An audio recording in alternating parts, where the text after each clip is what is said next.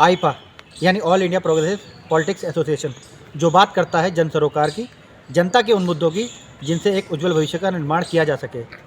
किस तरह वर्तमान राजनीति में बदलाव किया जा सकता है और किन पहलुओं को आगे बढ़कर चलकर लोगों के जन सरोकार पूरे किया जा सकते हैं, इस बारे में ज़्यादा जानकारी के लिए आज हमारे साथ है कादम्बरी कौशिक जी, पश्चिमी क्षेत्रीय सदस्य, जिनसे जानेंगे वर्तमान राजनीति में और किस प्रकार बदलाव किए जा सकते हैं। बहुत बहुत स्वागत है आपका, क्या कहना चाहेंगे आप? सबसे पहले आईपा का धन्यवाद कि जिसने मुझे ये मौका दिया है और आपके माध्यम से ये आपका बहुत बढ़िया चैनल है कि जो इतना सारी चीज़ों को लेकर चल रहा है, इन मुद्दों को उठा रहा है। तो मैं बार बार आपको धन्यवाद करती हूँ कि इस तरह के चैनल बनने चाहिए जो जनता की पूरी बातों को सामने लाए, पब्लिक के सामने लाए।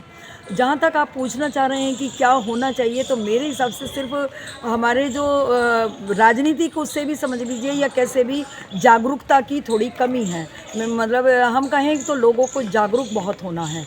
वो लोग, कुछ लोग अपनी वोट के प्रति जागरूक नहीं हैं, तो कुछ अपने किसी छुट्टी है तो चलो घूम आते हैं। तो मेरा ये मानना है कि आप अपना मतदान ज़रूर करें, क्योंकि यही एक हमारा असली अधिकार है, बाकी कोई अधिकार नहीं है। सरकार के लिए जब हम चुनते हैं तो वो हमारे द्वारा चुनी जाती है, और अगर हमारी ज़रा सी चूक होती है तो कोई भी आदमी उसमें गलत आ सकता है।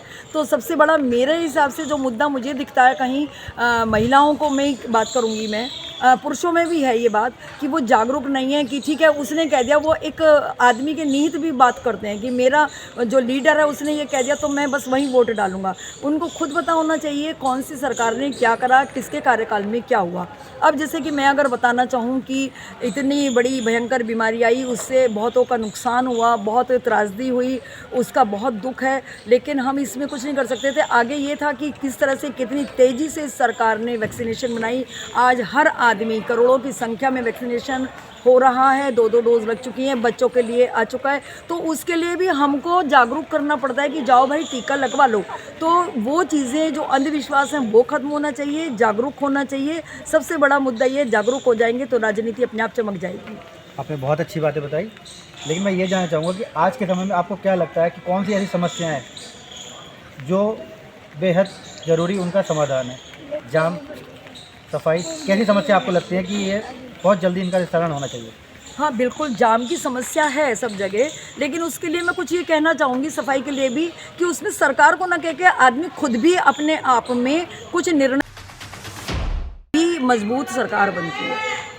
अच्छा, अगर सरकार किसी की भी बने, लेकिन आम आदमी पिसता है महंगाई को लेकर, क्या आपको लगता है कि सिर्फ राशन बांटना सरकार का दायित्व है या आम आदमी के लिए कुछ और भी होना चाहिए? देखिए, महंगाई तो हमेशा ही रहती है, महंगाई कोई ये नहीं है कि इसी सरकार में आई है। मैं अगर याद करूं अपना बचपन, तो शायद मेरे उस समय में 1.5 रुपये किलो आलू बिकता था। तो उस समय आमदनी भी लोगों की 75 रुपये थी। आज आमदनी की हम बात करें तो वो लाखों की, और पैकेज होते हैं करोड़ों के। तो उसी हिसाब से महंगाई कहाँ है? अगर जिन लोगों के लिए महंगाई है तो उनको सरकार सुविधा मुहैया करा रही है, उनको सरकार सुविधा दे रही है कि हम आपके साथ खड़े हैं। क्या लगता है आपको वर्तमान राजनीति में लोग, जैसे मायावती जी दलित की राजनीति करती हैं, मुलायम सिंह, अखिलेश यादव यादवों की राजनीति करते हैं, है ना, सब अपने लुभाने के हैं, तो क्या लगता है आपको किस प्रकार की राजनीति जो एक उज्जवल भविष्य का निर्माण कर सकती है, किस प्रकार की राजनीति होनी चाहिए? विकास की, और जात पात से ऊपर उठ के सबका साथ, सबका विकास, सबका विश्वास, हमारा तो एक यही उद्देश्य है। राजनीति में कहीं कोई जाति नहीं है, बंधन नहीं है। बेटी है तो वो एक मुस्लिम की बेटी भी बेटी ही है, हिंदू की बेटी भी बेटी ही है, यादव की बेटी भी बेटी है। तो जो बेटी का अधिकार है वो सभी के लिए बराबर है। इसलिए हम इस बात पे नहीं कर रहे कि ये जातिगत जो बातें होती हैं कि हम यादव हैं, हम ये कुछ नहीं है। हमारे जो अभी जो वर्तमान में जो सरकार है वो सबके साथ और सबके विकास, किसी का मुँह कर वहाँ कुछ नहीं हो रहा। घर बन रहे हैं या आपको जो भी सुविधाएं दी जा रही हैं वो उनके आंकड़ों के हिसाब से दी जा रही हैं, जो भी उनके आंकड़े में है। क्या कहना चाहेंगी जनता को, अगर आप कहें कि अपनी जिम्मेदारी समझे, उसके लिए जनता को क्या कहना चाहिए अपनी तरफ से? मैं बस यही कहना चाहूँगी कि जनता से मेरा निवेदन है, करबद्ध निवेदन है कि ये मौका बार बार नहीं आता और एक ये हमारा बहुत बड़ा अधिकार है जिसको हम कहते हैं कि सरकार हमारे द्वारा चुनी जाती है। बाद में हम सरकार को दोष देते हैं। 60 साल से पिछले यही हो रहा था।